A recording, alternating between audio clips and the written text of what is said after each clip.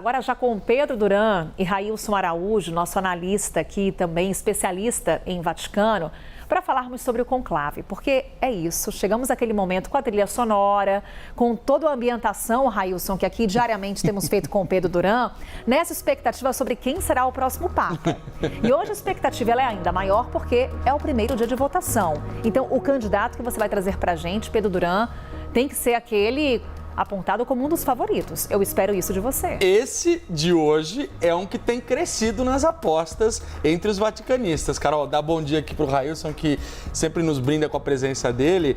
Antes da gente apresentar quem é esse candidato e quais são os detalhes curiosos da história dele, vou pedir para a gente colocar na tela o nosso álbum de figurinhas, para a gente ver aqui quem a gente já apresentou. Trocar de lugar com você, Railson? Que atualizou, eu não estava aqui nos últimos 2 dias. Isso, para poder atualizar a Carol e quem não acompanhou, porque nós temos aqui algumas personalidades importantes. Então, Luiz Antônio Tagle, o cardeal filipino conhecido como Francisco Asiático, o cardeal Sará, que é mais conservador, de uma linha mais conservadora, um dos que perdeu força nesse primeiro momento de conclave, está se distanciando de um perfil semelhante ao perfil de Sará.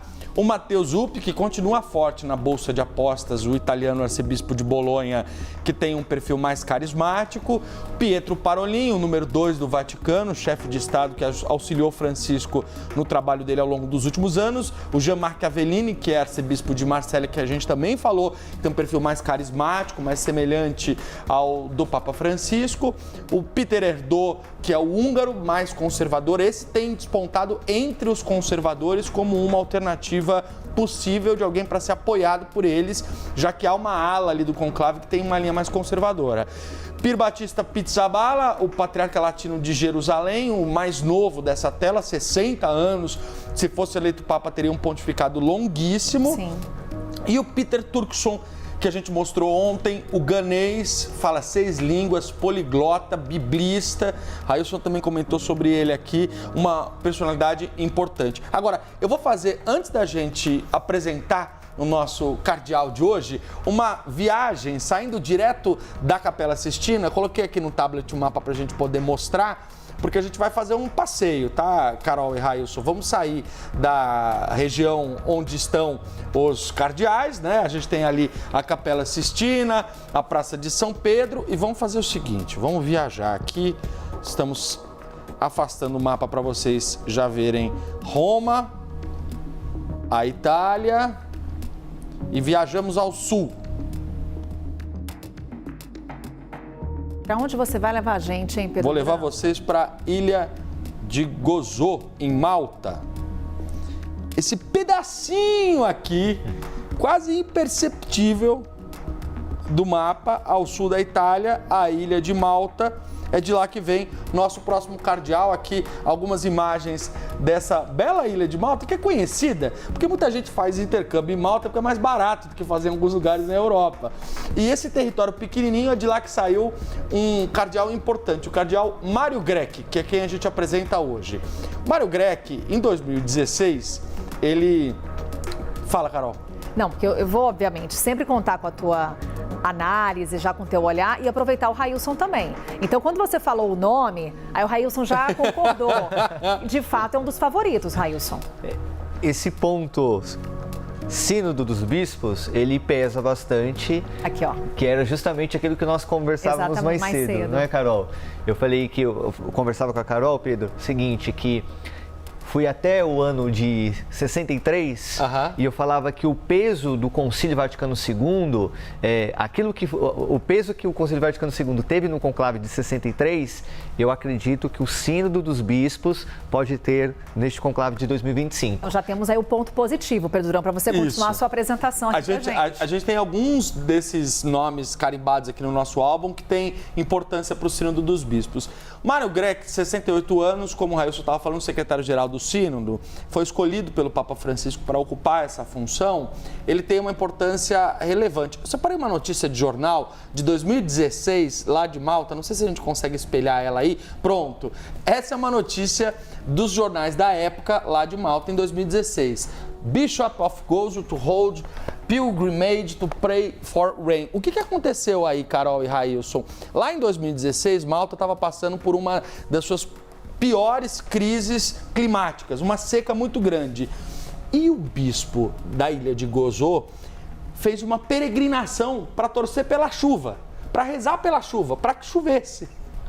Os jornais, como o Malta Today, ridicularizaram isso, ironizaram, fizeram piada. O que aconteceu? 3 dias depois choveu. Chuva. Então o Mário Grech fez chover, uma curiosidade que fez com que ele, obviamente, ganhasse notoriedade ali na imprensa local e também na Europa. E popularidade, né, Railson? Quando a gente fala muito das figuras do Papa, e a gente tem por referência o Papa Francisco, o quanto que ele era popular, o quanto que ele tinha essa facilidade de diálogo, de proximidade, e o quanto que a igreja também viu nessa figura uma espécie de renovação.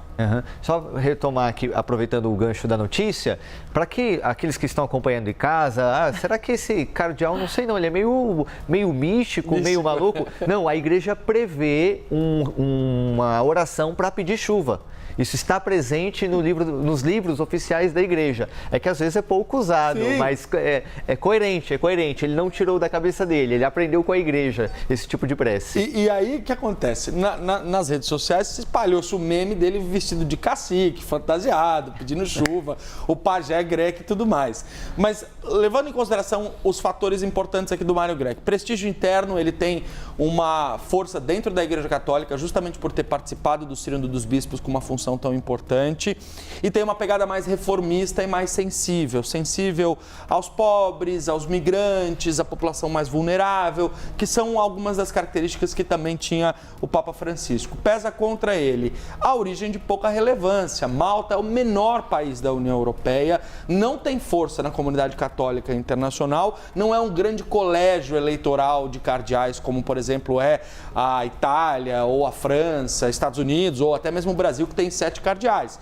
Então, ele está lá numa localidade que não tem tanta relevância do ponto de vista internacional para a igreja. E há uma resistência dos conservadores, o que sempre aparece quando você tem alguém com uma pegada um pouco mais reformista, né, Railson? Quando você tem um sujeito que ele pode continuar as reformas do Papa Francisco e até aumentar, ampliar algumas delas, isso gera, por parte desses mais conservadores, um certo estranhamento, né? Isso. O sínodo, ele tocou em temas muito sensíveis para a igreja, sempre na dimensão pastoral, nunca na dimensão dogmática. É importante que isso fique claro. Então, para alguns que têm uma visão de igreja, talvez essa dimensão hierárquica pouco em sintonia com os demais bispos, que não são tão favoráveis a essa eclesiologia de comunhão, uma participação dos fiéis leigos, dos batizados, em alguns organismos de destaque ali em Roma, eles têm uma certa rejeição a todo o movimento sinodal. Então, sendo o Mário Grech o secretário do sínodo, naturalmente que ele vai gerar essa resistência. Vamos ouvir um pouquinho então do Grech falando? Bora. Vamos ver um trechinho de uma das entrevistas dele. C'è qualcuno che ha delle difficoltà perché non trova un orecchio, allora io li invito di non scoraggiarsi, ma di cercare un orecchio altrove. Se una porta è chiusa, ci sono altre porte dove lui può bussare e qualcuno sicuramente li aprirà. Il Santo Padre dice: oggi nessuno si salva da solo, neanche il parroco si salva da solo, neanche il vescovo si salva da solo, neanche il Papa si salva da solo. Nel senso che una chiesa dell'ascolto vuol dire che tutti abbiamo, permettimi, il diritto e il dovere di aprire il nostro cuore per ascoltare gli altri prima che prendiamo delle posizioni, delle decisioni. È un appello sincero, no? Perché sia il Santo Padre e anche io ripetiamo costantemente che noi vogliamo ascoltare tutti, nessuno escluso. E non vogliamo che nessun parte, né tra i conservatori, neanche quelli liberali, non rispettano il sinodo. E o sínodo aparece em destaque aí na fala que o Pedro Duran reservou para a gente. Railson, durante essa cobertura, o Pedro Duran sempre traz alguma declaração desses cardeais que são cotados como os favoritos para assumir o trono de São Pedro.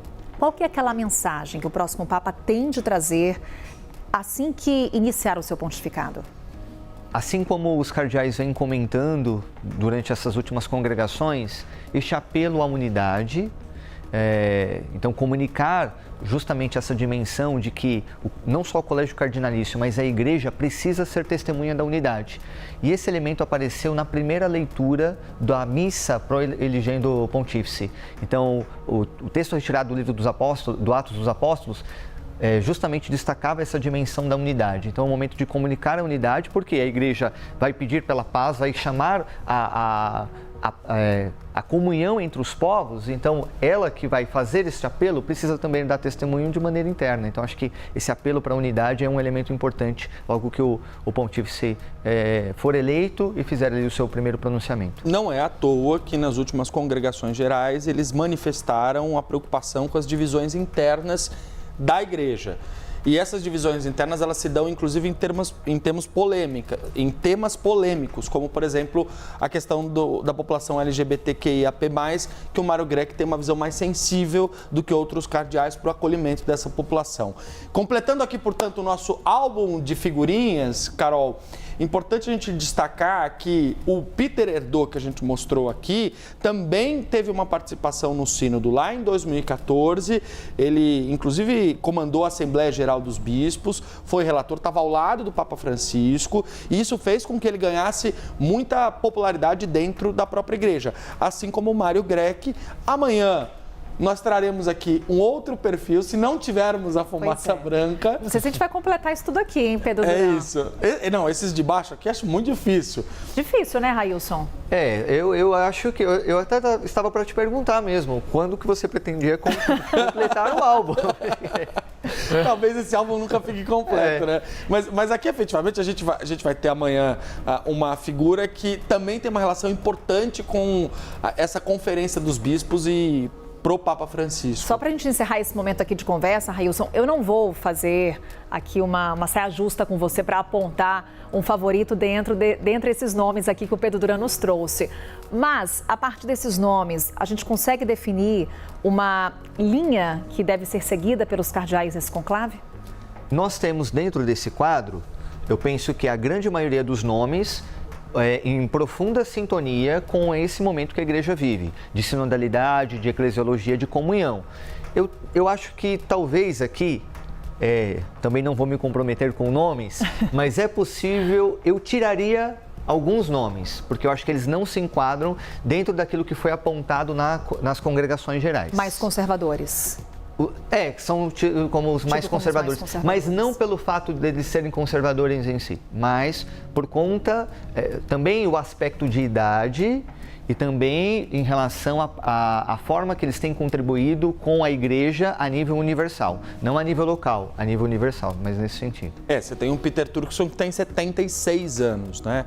Um papado, um pontificado para um homem de 76 anos duraria muito menos do que para um homem de 60 anos, né? Então, obviamente, a gente vai falar sobre idade ainda aqui, mas obviamente esse é um fator que tem Bento XVI relevância. foi com 78 anos, ele renunciou, enfim, mas teve 8 anos ali de pontificado, alegando questões de saúde, se afasta. E temos o próprio Papa Francisco com 12 anos de pontificado. O Papa João Paulo II não tinha feito 60 quando foi eleito Papa. E foram 26 anos 26 de pontificado. 27. Mas tem um ponto aqui, e aí eu já pego o gancho que você falou, Carol. Não é só a questão de ser conservador, é a questão da idade, não só a idade biológica, mas o tempo presente no colégio cardinalício. Então, existem alguns cardeais aqui que foram eleitos em consistórios recentes. Então, não transitam há tanto tempo ali na Cúria Romana e isso pode pesar contra. Bem, vamos seguindo nessa expectativa do conclave aqui no Novo Dia e em toda a programação da CNN Brasil. Daqui a pouquinho o Railson Araújo volta para conversar conosco, nosso especialista em Vaticano e também o nosso analista Pedro Duran. Até já, então.